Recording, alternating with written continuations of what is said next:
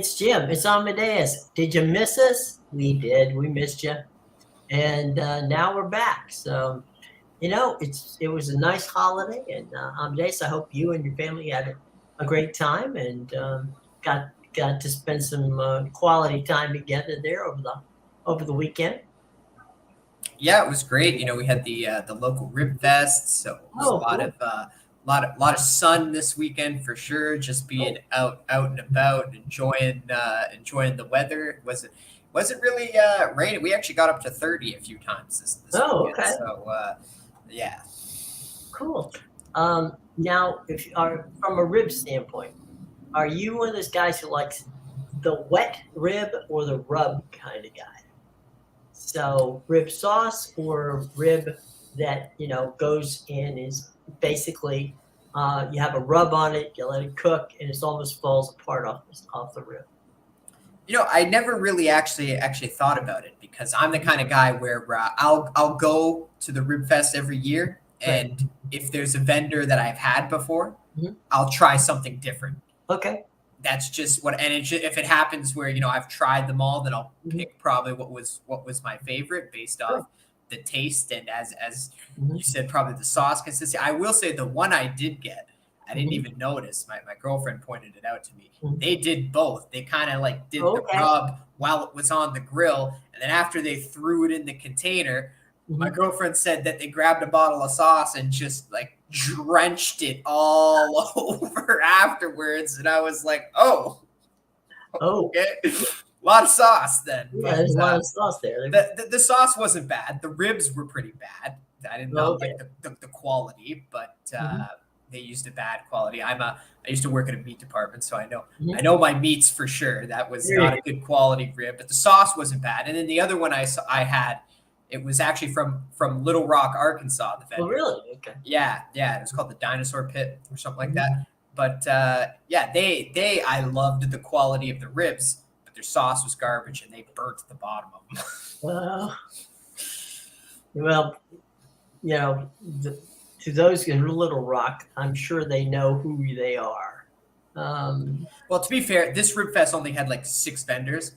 I'm okay. waiting for the Labor Day weekend one. Oh, Then they have over 30. That's the really mhm. big one. So Yeah, I went to one. It depends on where you are in the country, right? I went to one in Texas where basically, if the ribs were bad, they basically wanted to shoot you. It's like, no, it's get it over with. But yeah, it depends on where you are here in the country, what type of rib and what kind of the dry rub or the sauce or how that works and who does it. yeah, well, we won't shoot you for bad ribs, but we Yeah, just won't go back. yeah, we won't come back and give you business. There's this one that's called Camp 31, and every year I say anything but Camp 31. They have like the most sour, tangy sauce I've ever tasted. Doesn't even belong on ribs. Yeah. So, what's your favorite side to go with it? Usually I just get a full rack, and especially Okay. this year they raised the prices $10 from last year. So Wow. absolute, yeah, it was 26 for a full rack last year. This year was 34. So Wow. yeah, it was 21 for the half rack. So they It is basically took massive. the old full rack prices and put it as the half rack. But Oh, yeah, I mean, I know my girlfriend's a mac and cheese. okay. She likes that. Personally, I prefer if I'm gonna get a side, I'm just gonna get like a piece of cornbread. Okay. That's Nothing that's wrong with that. about it for me. That's there's a place you can go in Tuscaloosa, Alabama, if you're ever in the neighborhood.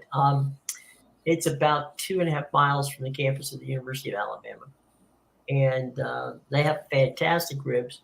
You walk in, the first thing they give you is an unopened bag of white bread. Okay, is it just like you go to the grocery store and pick it off the shelf? Okay, so they give you that. You get in line. You tell them what the ribs you want, be it beef or pork or whatever. That routine. Then you get baked beans and uh, your choice of you know uh, whether you want some mac and cheese or whatever. Then you go back to your table, and a lady will come by with one of two things, and that is sweetened or unsweetened iced tea. Do not ask for Splenda, or they'll smash the bottle on top of your head. They definitely, you know, they it's not a lot of what I mean. I should say your choices are limited, but the ribs are fantastic, and I'm still not quite sure what I could do with the entire loaf of white bread, but it was nice to be given it, I guess. I guess if you want to Yeah, make some sandwiches, yeah, I guess take it home with you. But yeah, there you go. here's a loaf of bread. Thanks for coming. Yeah. Meanwhile, here on the Food Channel, we should probably get to some soccer. And my friend, the pickings are slim today. We got an MLS game at 7:30 tonight, and it's Charlotte hosting New York City. That's on Apple Plus. Then this afternoon, at the bottom of the hour, is Argentina in the Prima Division, and they've got 1, 2, 3, 4. They got 5 games in that. Brazil's Serie B, it's got a game in there, and Brazil Copa de Brazil has 3 games today, and then Europe, the under 21s. That one is being played as we speak between Israel and England, and it's England up by a score of 3-0 over Israel. And then at 3 o'clock, this will be on Paramount Plus. Both of these games are on Paramount Plus for those of you here in the United States. Spain under 21 and Ukraine under 21. That's the 3 o'clock game. Then there's beach soccer, which will start at 2:55 in the morning tomorrow. So I almost attempted watching that the other day. There was a game that was live, and I said, "Beach soccer." I mean, I know when I was a kid, we used to play beach soccer on Clearwater Beach, but I didn't realize there was an actual professional league that did it. But yeah, I didn't realize that either. And honestly, just from the experience of playing, it's tough. It's tough to run on sand. The ball doesn't move because I was gonna say the ball didn't go anywhere. Yeah, so I don't know. Especially like you can rake the sand, but as soon as you step onto the pitch, the lines you draw in the sand, then it just becomes a bumpy mess. That's all it is. And then sometimes you try to pass it, and the ball takes like a jump off a mini hill in the sand or something. Right. And it's little dude. It I will say though, it takes a lot of effort. I think they only play about I think I saw it was like 36 minutes the games, but it definitely takes a lot of energy to run up and down on the sand. We used to cheat because what we would do is we get closer and closer to the water so that the water would come up and level out the sand would. It would be a little more mucky than it would be, deep in sand. It's still, running up and down on that wasn't fun either. But at least the ball traveled, a little quicker. But no, it was not something I was. Again, I didn't know they had a professional league for it. But hey, and I read apparently it's FIFA too. FIFA manages all soccer. Beach soccer and futsal. It's all FIFA. Okay, well, the Belarus and Turkey, Italy and Estonia, Portugal and Germany, Azerbaijan and Moldova, Spain and Ukraine. That's your beach soccer, and those will be tonight, 2:55 a.m., 5:25 a.m., 9:25 a.m. and 10:40 a.m. and they're on Fubo, ESPN3, and the ESPN app for those who are fascinatedly interested in what's going on. I have no idea where they're playing these games because 2:55 in the morning in Europe would be ridiculous. So it seems like Australia time, maybe somewhere in Asia, it's getting played. but there's no Asian teams here, so that's what I'm Yeah, trying to. yeah, it's all European teams, right? Right, which it makes it weird. I mean, you're like, okay, well, where's this beach soccer being played if it's all, if it's all European teams, unless like tomorrow it'll be the Oceania side of it, right, where you get that sort of thing. But let me just check that, see if tomorrow it's what we got here, and see if it's So no, it's not at all there. I think these are qualifiers, maybe, because as I see here, the Beach Soccer World Cup is this November. Okay. So, hey, who am I to question? But yeah, those would be very, very, very, very, very early games. If Turkey and Belarus were start playing, that would be, it's 2:55. That's 6 hours. That'd be 8. That's be 9 o'clock in the morning in Turkey. yeah, it's got to be I think you're right. I think it's got to be either Australia or New Zealand or something like that. Let me look it up while we're talking. Anything? What are you involved in any of the soccer today? yeah, definitely have some plays up. Hold on, I'm looking into that beach soccer thing too, but it's tough to find.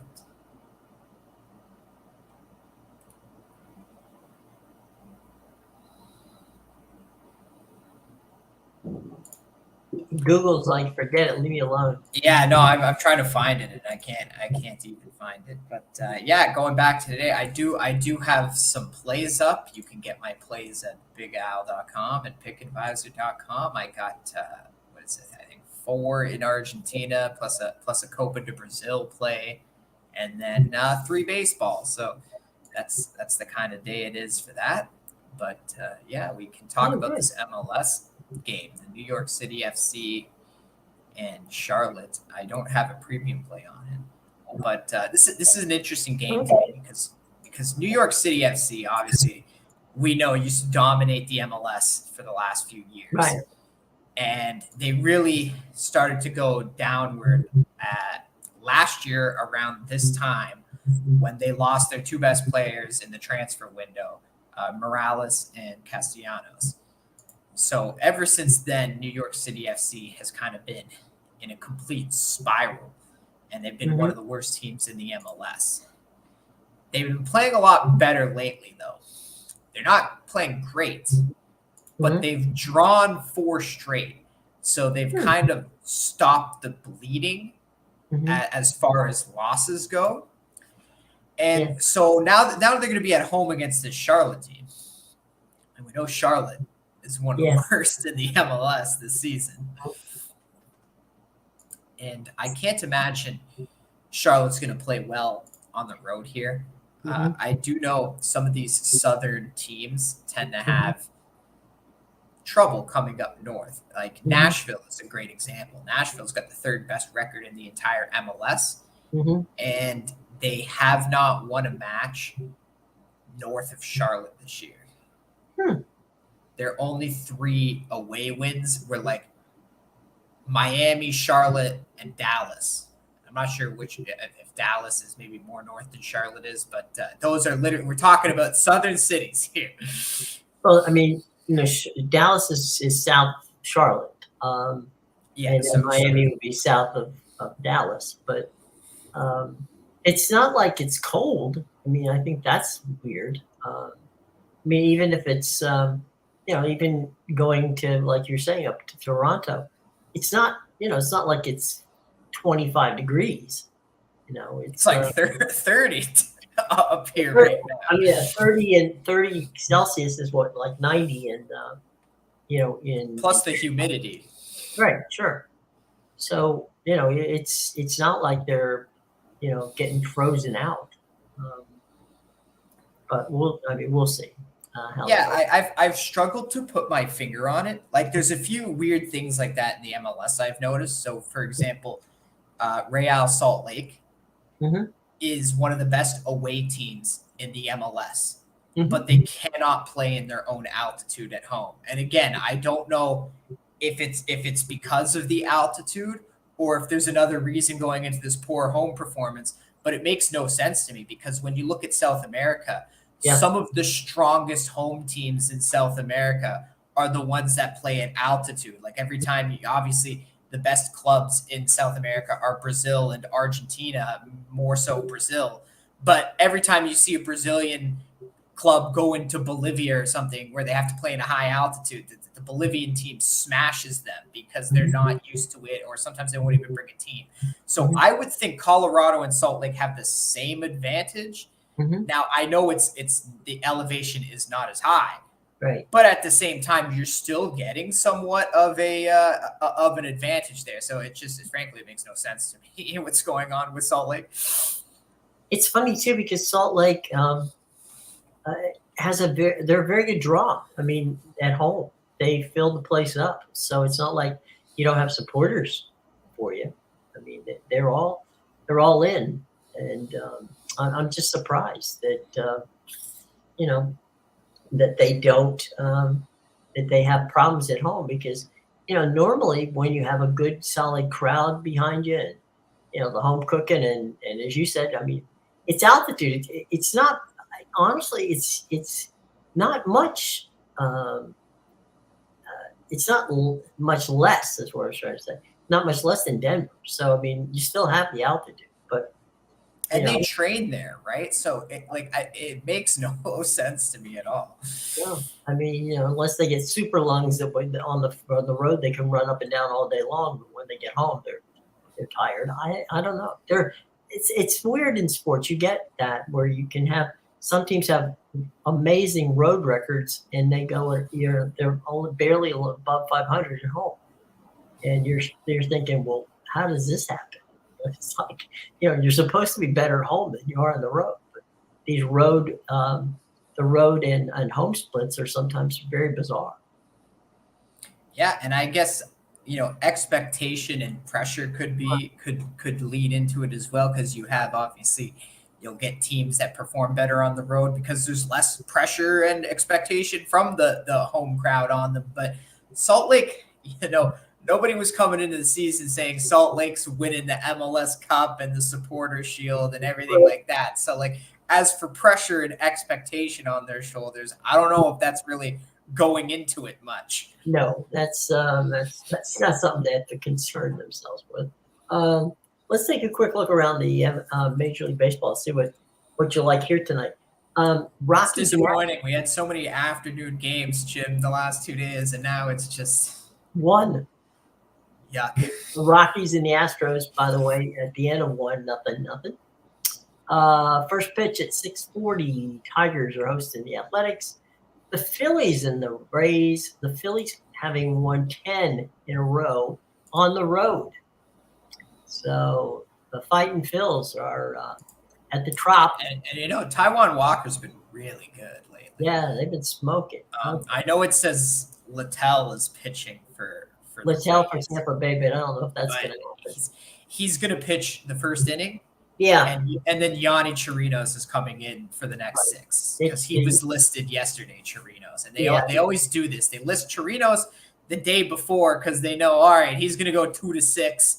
We still just got to figure out who's going to take that first inning, and then I always wake up the morning of, and it's like, oh, Littell, or I think that's usually Josh Fleming's.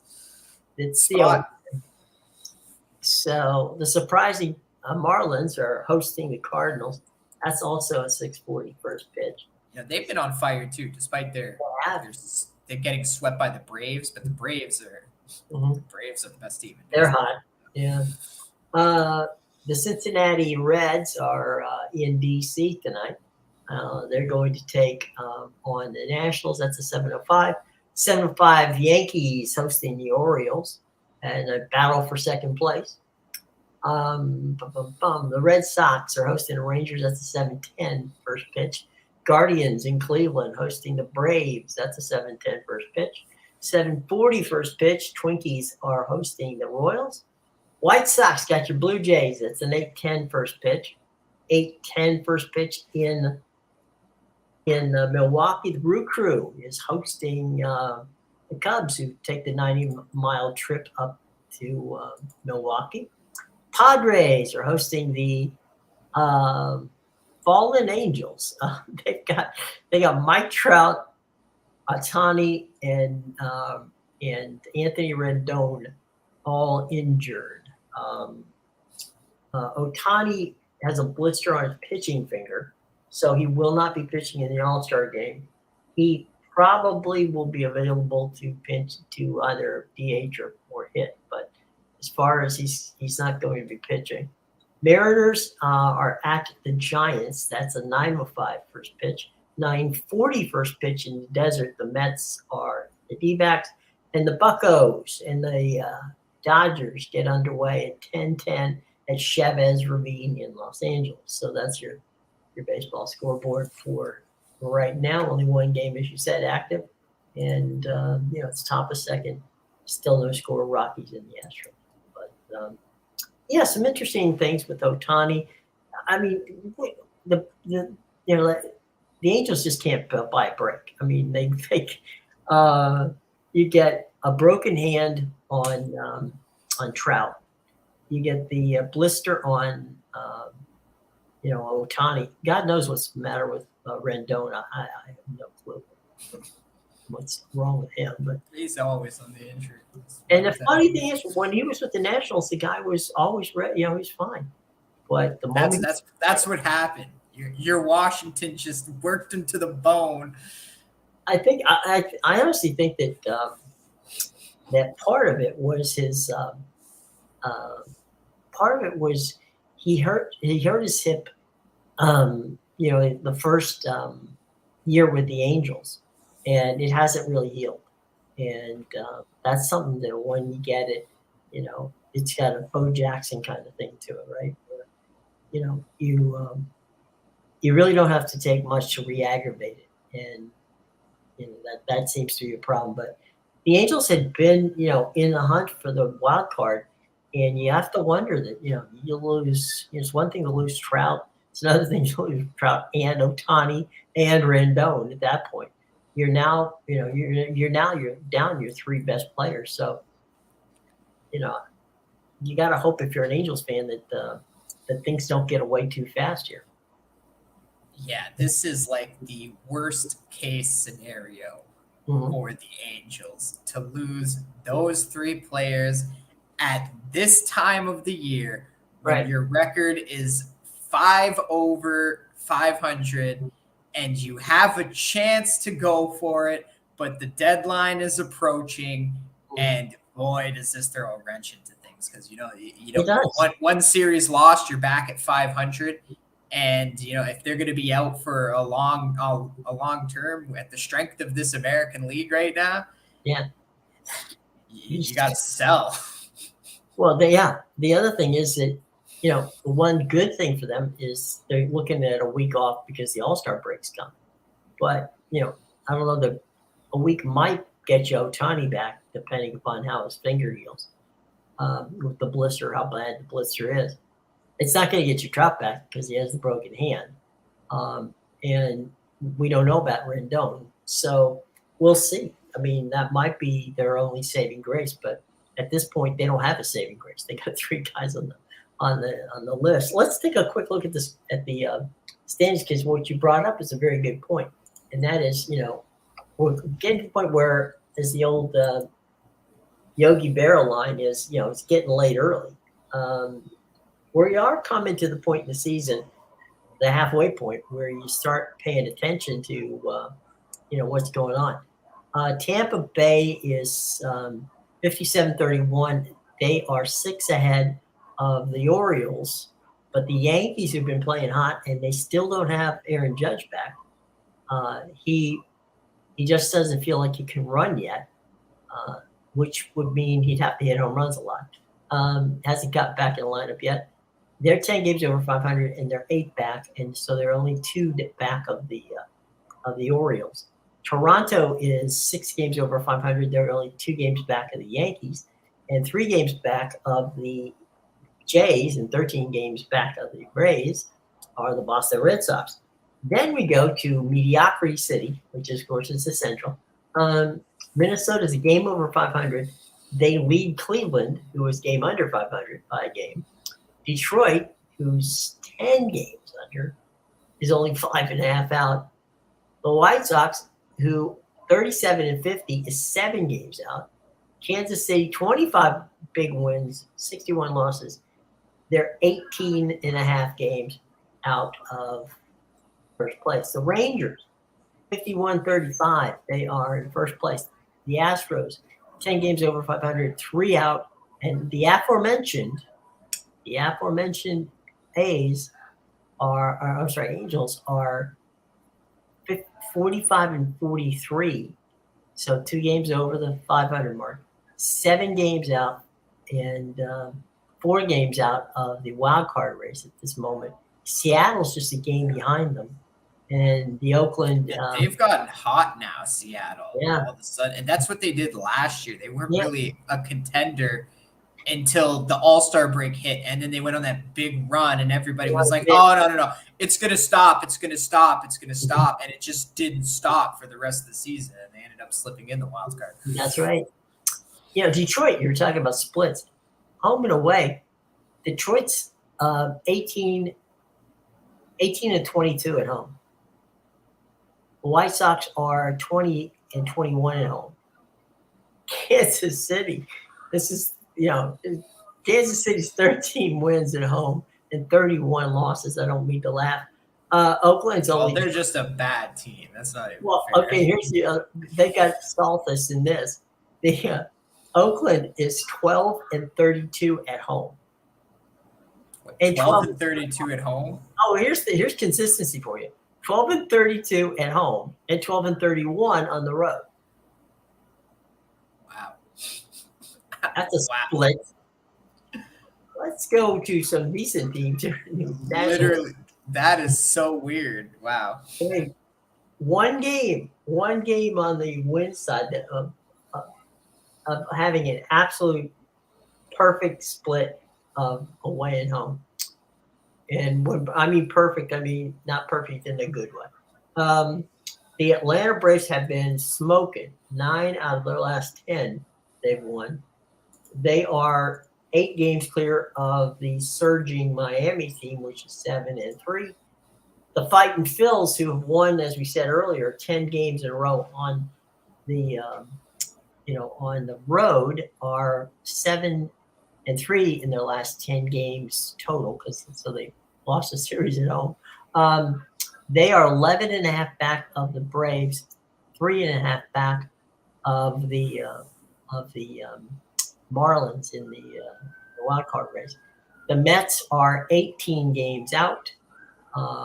Washington 23 games out. So those Mets fans, now would be the time, but Pete Alfonso is not back.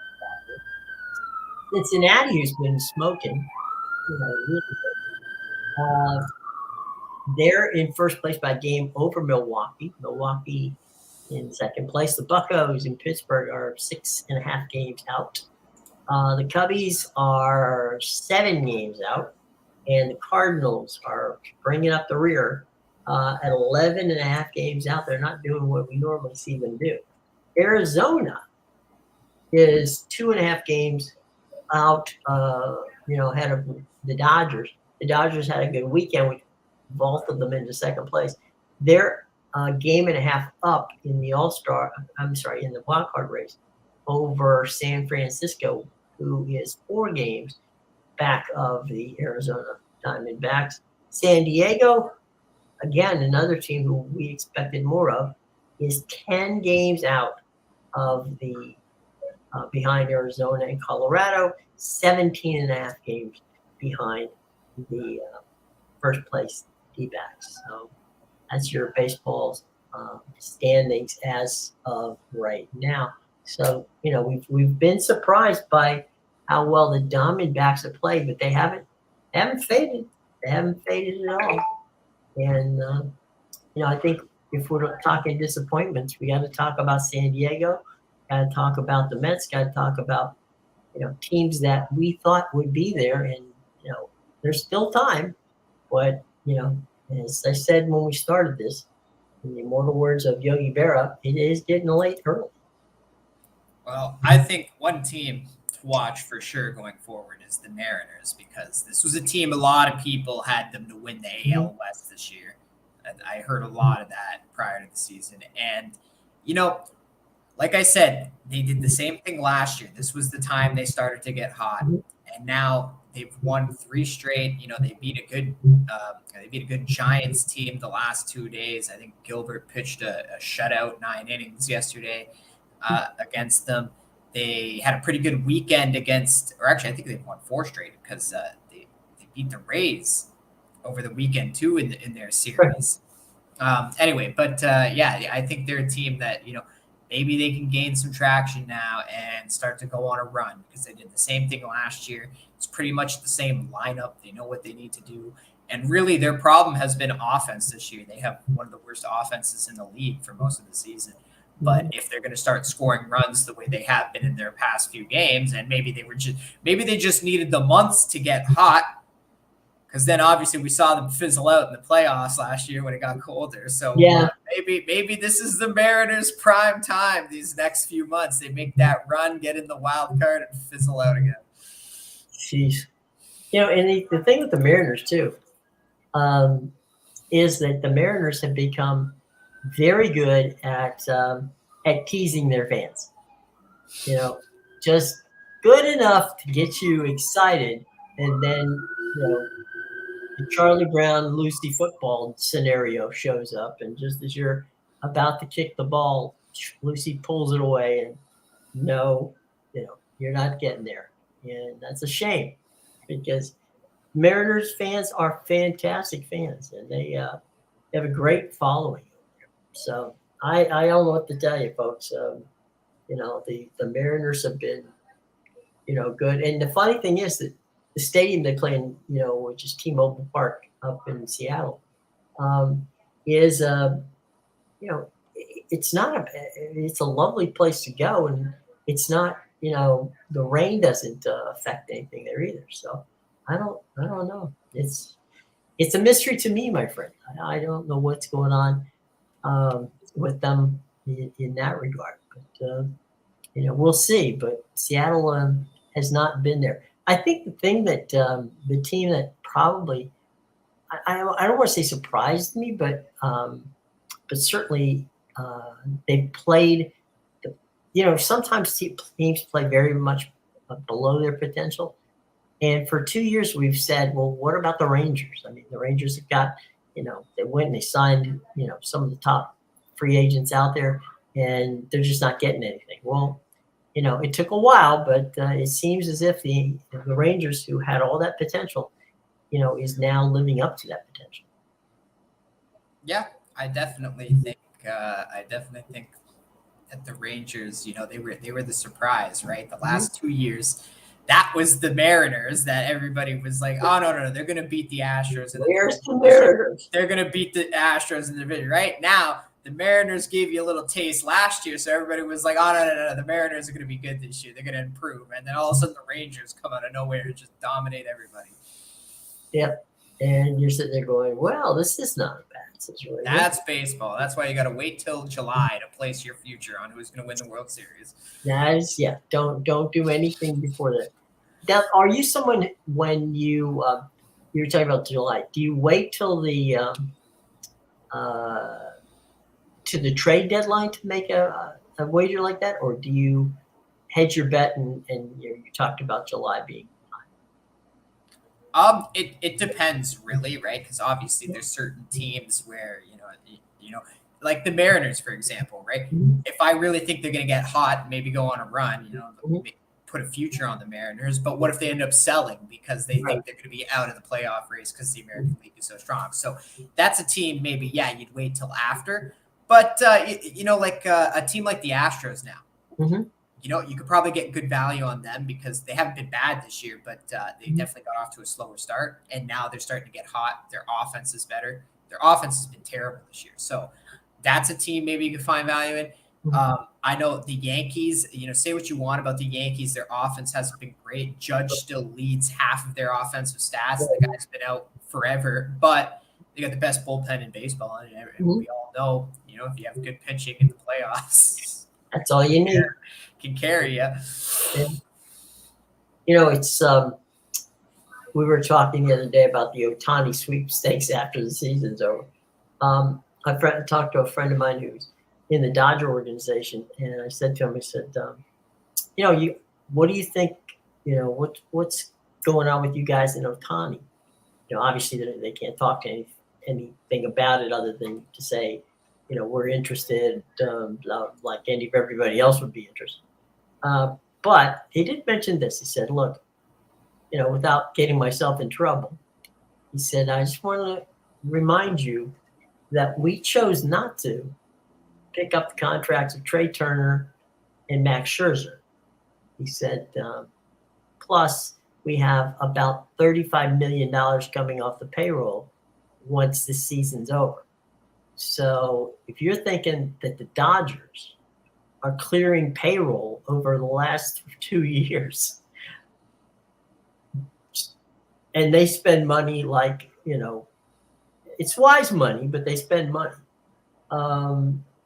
You gotta think, okay, if they've cleared that much room, then they gotta be in the Otani sweepstakes.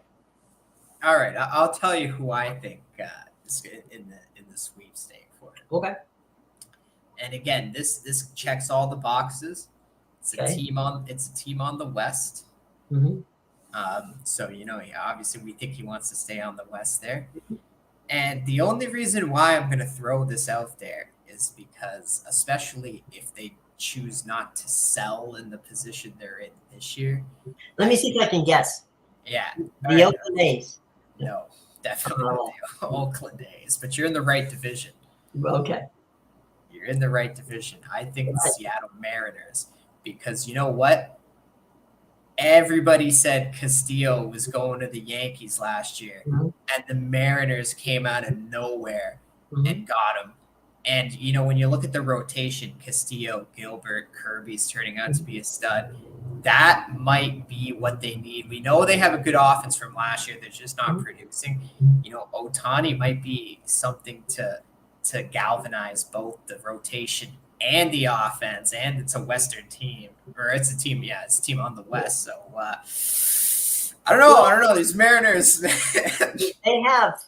They also, one of the things that the Mariners have that is also plays to their advantage in this case, to your point, is they have a guy who, had a pretty good career over there.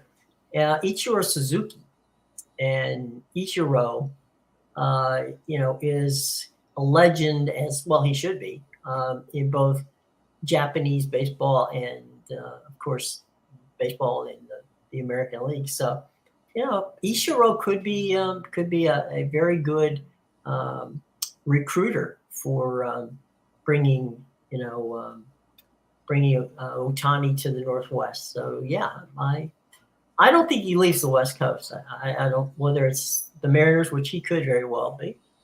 If he leaves the West, it would only be the Mets, because obviously you have the GM connection there and the money situation. But I absolutely agree. He stays on the West. Yeah, I just think that, I think he's comfortable in the Los Angeles area. But I think he could be just comfortable, 1,000 miles north up in Seattle. It's generational wealth, which is what he's going to be signing a contract for, can make you very comfortable pretty much anywhere you land. So let's see how that works out. But we'll see if he gets traded at the deadline, or if they what they're going to do. I don't know. If the Angels really wanted to screw everybody, they would trade him to the NL, because then that kills every MVP Otani AL ticket that's out there. Yeah, that's or trade him to Mattress Max, Houston Astros. I don't think they would trade him to any. I don't think any team that's willing to give up what it's going to take to get Otani would trade all that their entire farm system to get Otani if they didn't think they could sign him. I just don't think that would make any sense. Yeah. Because there's no sense in me signing him as a rental and giving away 5 or 6 players it's going to cost me to get them, and they're going to be my best prospects. So am I giving away my future and I'm not getting Otani in return? So yeah, definitely, I agree. That would make no sense. Yeah, I would be once that trade would be made, I'd be on the phone negotiating a contract the second that Otani put my uniform on. So, and I've even heard, and this is rumbling, that Mike Trout might be. I just don't see Mike Trout being moved. I don't. Well, if Otani goes, you got to think they're blowing up the team, right? Well, yeah. Or the team blew itself up, one of the two. All right. And look, if the Dodgers miss out on Otani, I'm sure they'll take Trout if he really wants to stay in the LA area. Right. Well, they could eat that contract too. That's a big contract. So yeah, we'll see. All right. Well, I'll tell you what. Go over, please, one more time. Where to get your picks of the day, so people can see what's going on. Yeah, you can get my picks at bigal.com and pickadvisor.com. One of them already started in Argentina, but you can still go get 3 plays for Argentina tonight, 1 in the Copa de Brazil, and I got 3 in the MLB. There you go. All right, guys. It was good to see you. We're going to see you tomorrow at 2:00. Until then, for Amadeus, I'm Jim. Take care, everybody. See ya.